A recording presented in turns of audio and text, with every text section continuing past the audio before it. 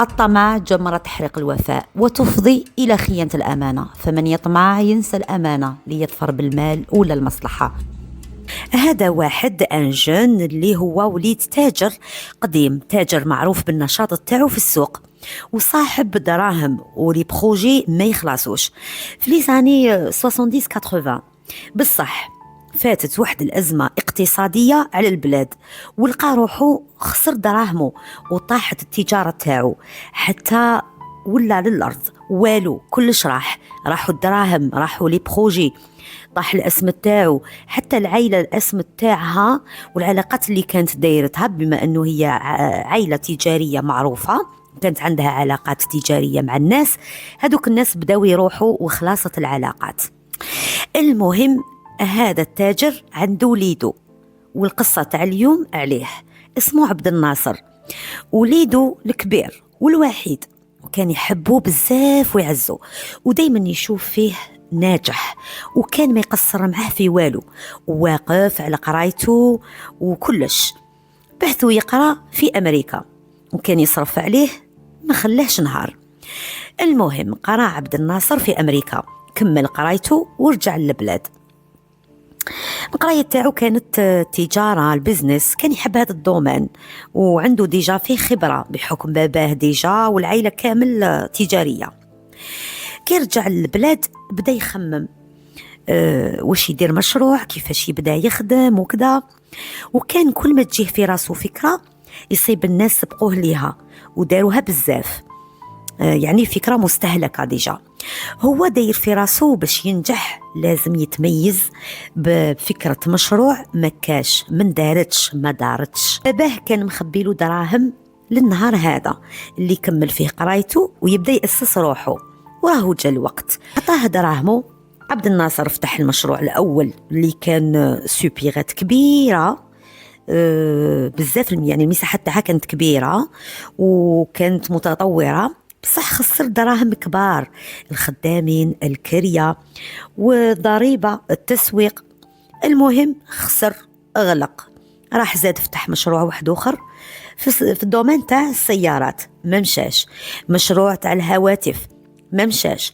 مشروع تاع الاستيراد والتصدير زاد خسر كتر وكتر. هنا بزاف مشاريع فاشلة، راس المال الدراهم تاع باباه اللي خباهم له هذاك ما يسعى. هنا المال ولا راس المال بدا يهبط، بقالو شوية دراهم، وهذا المبلغ يا ينجح هذه المرة يا يصفي على الحديد، لا مشروع لا راس مال لا ربح. بقى يخمم واش يدير بهذا المبلغ القليل. هو والف المشروع تاعو يمولو بدراهم كبار، وكي يفتح مثلا محل ياخذ محل كبير، كريه تاعو تجي غاليه، يعني البديه ديجا يحط فيها دراهم كبار. بصح هذه المره تلمو الفشل الكثير تاعو وزيد الدراهم القلال، ما عادش عنده مورال للخدمه ومرض وتعب نفسيا، وقعد بعد اخر مشروع فاشل دارو، قعد سنوات وهو كل مره يفكر يديماري. مرة من المرات كان قاعد مع واحد صاحبه وكان يهضر معاه في هذا الموضوع. هذا صاحبه شور عليه، قال له وش رايك لو كان تدير شركة تنظيف، شركة تنظيف تاع المباني، يعني الواجهات الخارجية تاع المباني، شركات باطيمات، تدير معاهم عقود وتبدأ تخدم معاهم، راح تدخل دراهم كبار. قراها في راسه، دورها في راسه، وهذا المشروع على بالكم يسحق يد عاملة كبيرة، والماتيريال تاعها يجي غالي، وزيد بزيادة الخدامين إلى تصيبهم، على خاطر هذه الخدمة فيها مخاطر ولازم الخدامين يكونوا محترفين ومدربين. المهم ادخل في هذا الدومين، ابدأ المشروع تاعو وصرف عليه مبالغ هامة، صاب روحه في كارثة كبيرة. جاب خدامين من برا، زاد دفع لهم دراهم تاع الكرية تاع السكنة تاعهم، عندهم التأمين تاعهم، النقل تاعهم، الماتيريال تاع الخدمة غالي، لي زامبو طالعين غاليين، وفي الاخر ما كاش دي كليون قلال، وين لا ريكوبيري الشيء اللي خسره هو، زيد يكونوا عنده ارباح. كان معول يولي عنده عقود مع شركات كبيرة ويخدم معاها، ولكن ما مشاش الحال، وزاد خسر مرة أخرى وطاح في مشاكل تاع الديون، ورجع يحاول في باباه باش يعاونه. باباه قال له منين، راني عطيتك واش عندي، باقي لي الطوموبيل، تحب نبيعوها. عبد الناصر رفض هذا الشيء، قال له وصلنا نبيعو قشنا. المهم عبد الناصر واش دار؟ خمم باش يتسلف من صحابه ومعارفه. عبد الناصر بدا يدور على صحابه واحد يعطيله، واحد يقول له لا، واحد يقنعه باللي المشروع تاعو ما خاسر ولا رابح راح يرد له دراهمه. المهم كل واحد كيفاش تعامل معاه، ومع الاخير قدر يجمع مبلغ مالي محترم ومهم جدا اللي يقدر يوقفه على رجليه من اول وجديد. وهذه المره عبد الناصر جاته فكره اللي كان يعني واثق فيها، وقال هذه المرة لازم ننجح. وهذه الفكرة تاع المشروع هي اللي راح نحكوا عليها في القصة تاعنا، وراح يصرى من موراها بزاف أمور. تبعوا معايا القصة.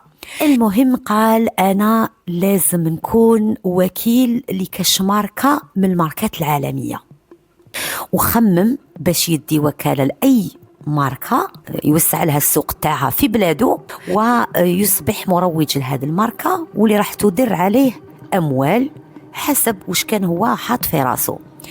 المهم قال لازم نخرج من البلاد ونروح ندور في الدول الفلانية ونحوس على أي ماركة تقدر تقبل المبلغ المالي اللي عندي، يعني السيولة المالية تكون كافية، وباش يعطوني الوكالة، يعطوني الاعتماد، يعطوني المطابقة، ونقدر ننجح المشروع تاعي. فكر قال ما ندور لهاك أنا نعرف أمريكا بحكم قريت فيها وكلش، أنا نعرفها مليح، نروح ندور في أمريكا.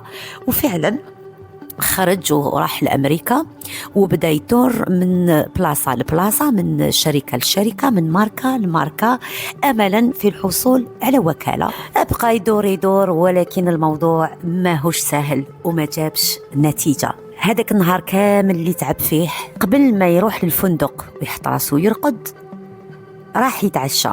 وين راح يتعشى؟ دخل واحد المطعم، وهذا المطعم مطعم معروف، مطعم فاخر جدا، صيني وصاحبه صيني. دخل قعد شاف المنيو، طلب الوقت اللي باش تلحقوا الماكلة، قعد يتفرج في المطعم.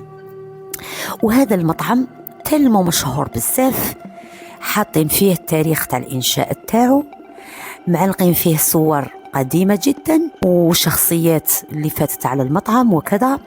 المهم عرف باللي هذا المطعم ما راهوش مطعم وخلاص. أكلا خرج من المطعم الصيني هذا، بقى يحوس على هذاك المطعم سوغ انترنت حتى لقى باللي هذا المطعم فعلا عنده فروع في كل أنحاء العالم تقريبا. عنده فروع كثيرة في أمريكا، وفروع في قارة آسيا من بينها جابان، تايلاند، الاندونيزي، وين ما يروح يصيبوه، الناس كامل تعرفه. دخل الفندق وجاي يرقد، بدأ يدور في راسه تخمام، قال أنا علاش ما نروحش لمولا المطعم هذا ونقترح عليه باش أنا نفتح مطعم فرع عليه والناس يولوا يجوا ليه، وحتى اصلا المطعم تاعي واللي موش مسحق تسويق ولا دعايه، على خاطر اسمه كافي. ثاني يوم رفض روحه وراح لهذاك المطعم وقال اليوم نهدر مع صاحب المطعم.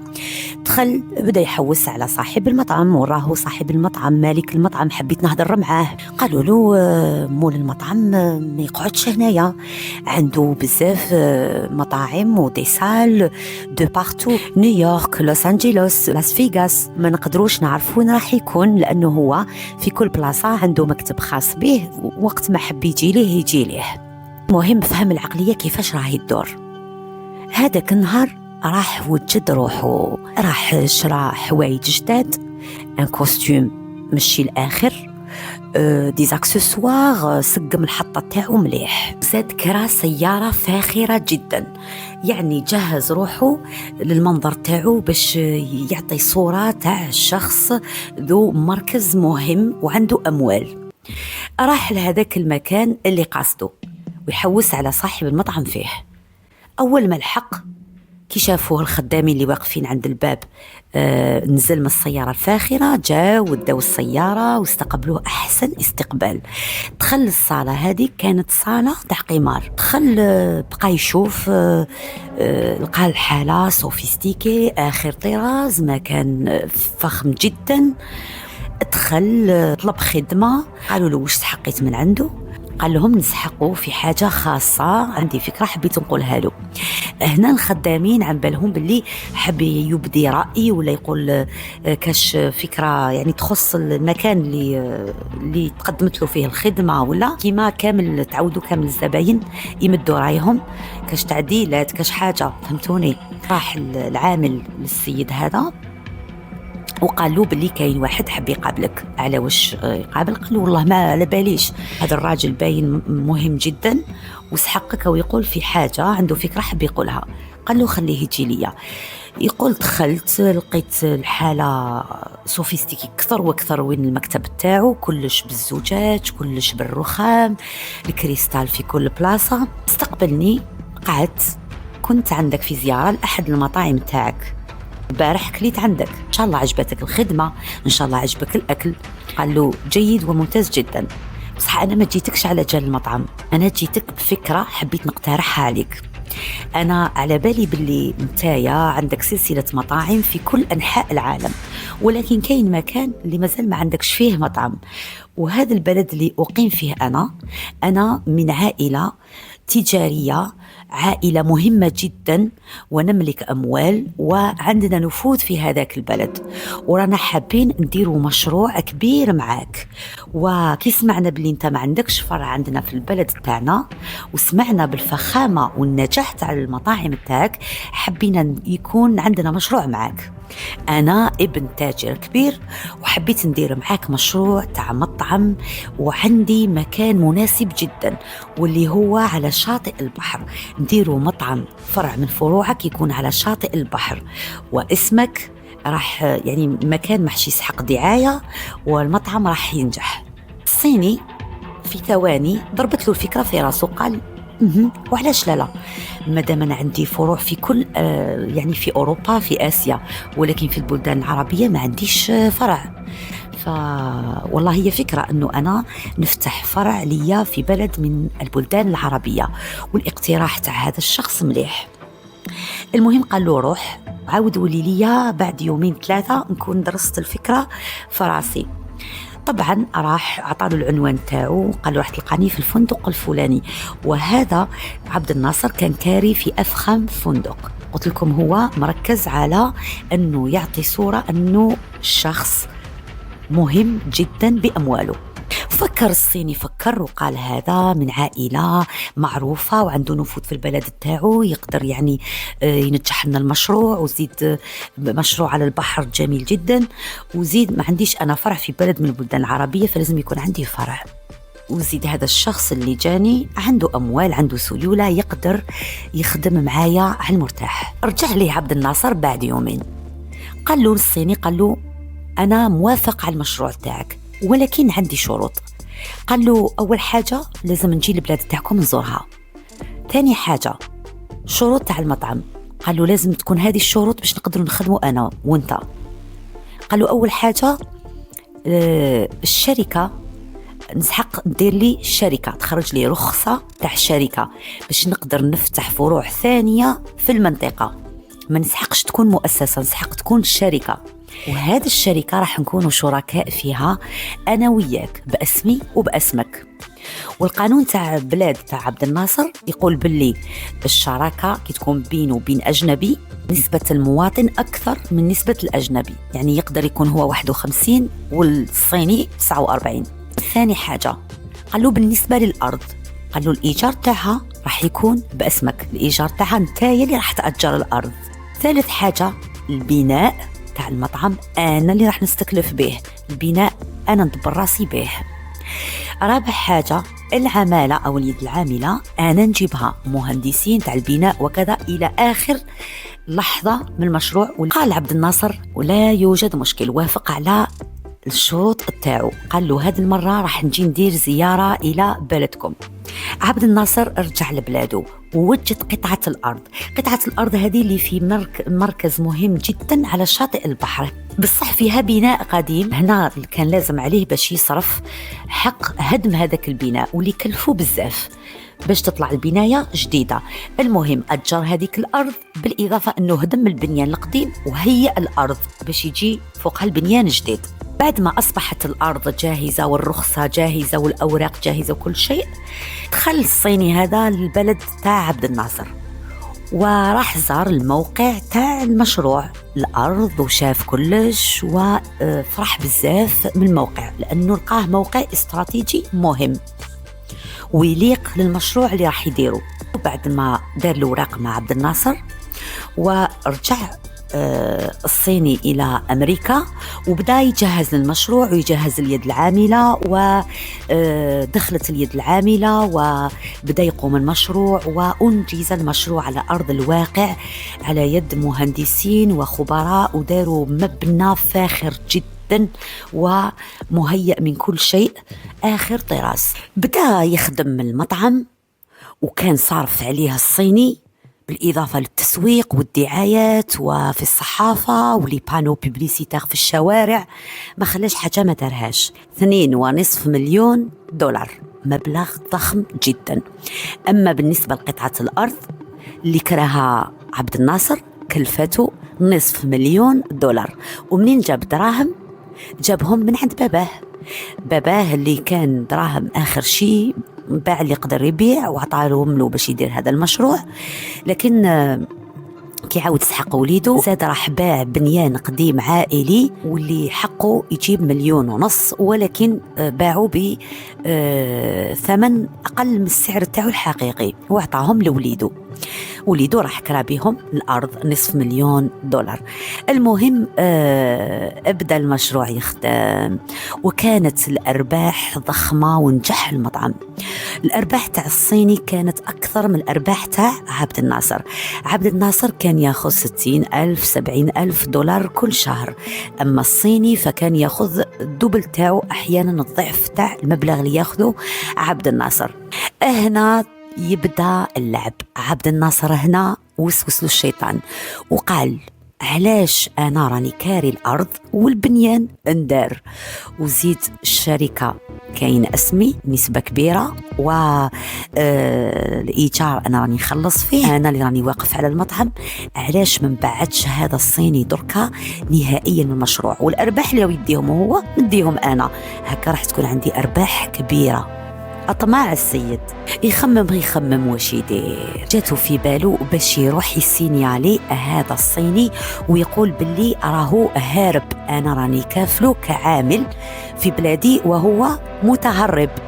راح سينيالاه، بدار عليه بلاغ عند الشرطة، وغير دخل الصيني هذا للبلاد حكموه وداوه مباشرة السجن. الصيني هذا تفاجأ واش صرا وش كاين، وطبعا يهدر باللغة الصينية ويعيط ومتفاجئ. شخصية مهمة تحتجز في مركز الشرطة وهو اللي صاحب نفوذ والناس كامل تحيله يعرفوه شكون و المهم حطوه في النظارة باش يديروا له الترحيل تاعو. أي واحد يكون كافله مواطن ويتهرب أجنبي يتهرب يقدروا يرحلوه، وهذه هي الخطة تاع عبد الناصر أنه يبلغ عليه باش يقدر يرحله، وهكذا يكون تهنى منه نهائيا. ما عنده مال عندي، ما عنده مطعم عندي، ما عنده حتى حاجة. المهم بات في النظارة هذا الصيني يومين هو يطلب برك باش يعطوله هاتف تاعو يحكي، ولكن رفضوا ما حبوش يعطوله. يومين وهو يبكي ويعيط ويهدر وحده، يبكي ويعيط ويهدر وحده، لأنه الصح انصدم بالشي اللي صرا فيه، متوقعش أنه يصرى له هكذا. أما عبد الناصر في الجهة الثانية قاعد فرحان وخلاص، وراهي مشيت الحكاية معايا ودرك ندير وصارت الأموالية والمطعم خلاص ولا ليا وراني درت بلابون افير. بعد 3 أيام الترحيل تاعو وهو يطلب التليفون ما كاش مع من يحكي، كان دور تاع شاف هذاك المركز. كي شفتو هكذاك غاضني، باين السيد يعني إنسان محترم، ماشي تاع زعما حباس وتاع هذا يتهرب صيني مكفول. كيفاش هذا مكفول وداخل هنا بكفالة مش قصته هذا؟ وراهو يطلب الهاتف بإلحاح ويبكي، والسيد ما هو راقد، ما راهو ياكل ويحكي وحده، وبالك مظلوم، بالك هنا حاجة راهي معيش نورمال. حبيت نعاون هذا الصيني، أعطيت له جبت له الهاتف تاعو ونشوف معاه من راح يتكلم. فرح الصيني أول ما حكم التليفون تاعو في يده، بدا يعيط نشوف فيه يعيط إلى واحد عربي بدا يحكي معاه بالإنجليزي، وانا ما نفهمش الانجليزي، يهضر معاه بالانجليزي ويدور لي يسقسيني بالانجليزي، ما نعرفش نجاوبه. المهم انا قاعد برك نسمع فيه ونشوف المكالمات اللي راهو يدير فيها واقف فوق راسه، حتى يعطيني التليفون يجوزه لي. الو، قال بلي انا من السفاره وهذا تفروا له المشكل تاعو لانه واقع في ورطه وصرات عليه عمليه نصب. يقول هذا الضابط بلي ما فاتش واحد 35 دقيقه حتى نشوف سيارات فاخرة وعليها أعلام، وبالعادة الأعلام تندار برك على السيارات تاع اللي يخدموا في السفارة. المهم قاراو ونزلوا ليه للمكتب، استقبلهم، مرحبا، احنا نريد الشخص المحجوز عندكم فلان، وهذا الشخص راهو واقع في مشكلة مع مواطن من عندكم، ونريد سماع القصة تاعو وتحققوا فيها لأنه واقع في عملية نصب وعنده مشكلة، راهوش متهرب ولا شيء، راح تحققوا من الوثائق. جاب لهم هذا الصيني وبقاو يحكوا. تأكد هنا الضابط باللي القصة راهي صح فعلا قصة نصب. بعد ما تم التأكد من الوثائق تاعو والقصة اللي صارت له وكل شيء، هنا ادته السفارة إلى فندق خاص وحجزت له في هذيك الليلة باش يبات في هذا الصيني. ثاني يوم راح زاد جاب كواغ واحدة أخرى وحطهم كإثباتات. راح الأمن جاب هذا الشخص اللي اسمه عبد الناصر باش يحققوا معاه وش قصتك مع هذا الصيني، والصيني هذا راهو يقول باللي انت نصبت عليه وباللي هو جاء يخدم معاك وهو قام بالبناء تاع المطعم وانت كنت شراكة معاه وبيناتكم شركة وعمل، وهو عنده سلسلة مطاعم في كل العالم وعنده أعمال برا ويدخل ويخرج بصفة عادية، وانت علاش راك بلغت بلاغ كاذب عليه وقلت باللي راهو متغيب؟ بلغت عليه هذا البلاغ، راهو شريك معك، هو ما راهوش خدام عندك. من بعد ما داروا معاه التحقيق مليح تبين حتى العملية اللي دارها عبد الناصر وكيفاش لعب في الأوراق من الأول، وحط باللي هذا الصيني عامل عنده وهو اللي كان في وقت يقدر يخرجوا من البلاد. وهنا استغل الفرصة، هو بعد ما حب يوصل للهدف تاعو والطمع تاعو راح بلغ عليه انه عامل هارب باش يرحلوه لبلاده، واول ما فات للبلاد مباشرة داوه وحجزوه باش يرحلوه للبلاد تاعو. لولا هذا الضابط ما كانت بانت الامور وكان انظلم هذا الصيني. أما بالنسبة الصيني قال باللي أنا يرجع لي 2.5 مليون دولار اللي صرفتهم على البنيان. وهنا الدولة فعلا أمرت هذا المواطن عبد الناصر أنه يرجع 1.5 مليون دولار تاع الصيني خلال يومين. دبر راسك كيفاش تجيبهم، عندك يومين تجيبهم. يعيط عبد الناصر باباه الحقني وش صرالي. باباه قال له الله لا يردك على الخدمة هذه اللي درتها، قاع تعبي فيك وقاع شقايا فيك وقاع وش عطيتك وما فلحت في حتى حاجة. أصغر مشروع ما قدرش تنجح فيه، حتى تدير أكبر مشروع وتزيد تسرق. جاتك فرصة من ذهب والسيد كان ناوي مليحة معاك وحب يفتح معاك فروع وكانت نيته صادقة معاك، وانت حبيت تلعب له بالمال تاعو وطمعت فيه. انت واحد ما تستاهلش وخلاه باباه حاصل. هذه هي نتيجة الطمع.